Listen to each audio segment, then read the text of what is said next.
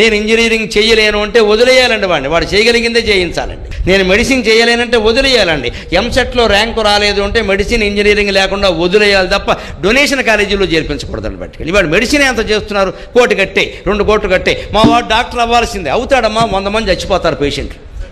వాడు donation doctor అయ్యాడు, వాడికి మెడిసిన్లో ఓనమాలు తెలివి, వాడికి వాడు డాక్టర్లా చేస్తారు. ఎందుకు వాడు డాక్టరు అవ్వకపోతే నష్టమేంటి, ఇంకో ఉద్యోగం చేసుకుంటాడు. అందరూ ఇంజనీర్లు అవ్వాలి, అందరూ డాక్టర్లు అవ్వాలి. ఇవాళ పత్రిక చూడండి, ఇంజనీరింగ్లో ఉండే విశేషాలన్నీ తెలిసే. ఏకాగ్రత లేదు విద్యార్థుల్లో, జ్ఞాపక శక్తి లేదు, అన్నీ నశించాయి. ఎందుకంటే బలవంతపు చదువులు. ఎందుకంటే మా తోడేళ్ళు కొడుకు చదివాడు, మరి వీడు చదవకపోతే ఎలాగా? తోడేళ్ళు చెబుతూ వీడు చదవాలా? పోటీలు. పెద్దవాళ్ళ బుద్ధులు ఎలా ఉంటే పిల్లల బుద్ధులు వేరుగా ఎలా ఉంటాయండి? పోనీ నాయన, నువ్వు ఇది కాకపోతే ఇంకేం చదువుకుంటావు, నువ్వు ఏది చదివినా పర్వాలేదు, అందులో నువ్వు వీరంగా వాడితే చాలు. వాడు తెలుగే చదవనియండి, సోషల్ చదవనియండి, ఇంకేదో చదవనియండి, ఏం చదివితే అందులో బాగుండాలని చెప్పండి చాలు, ఏం చేసినా మంచిది.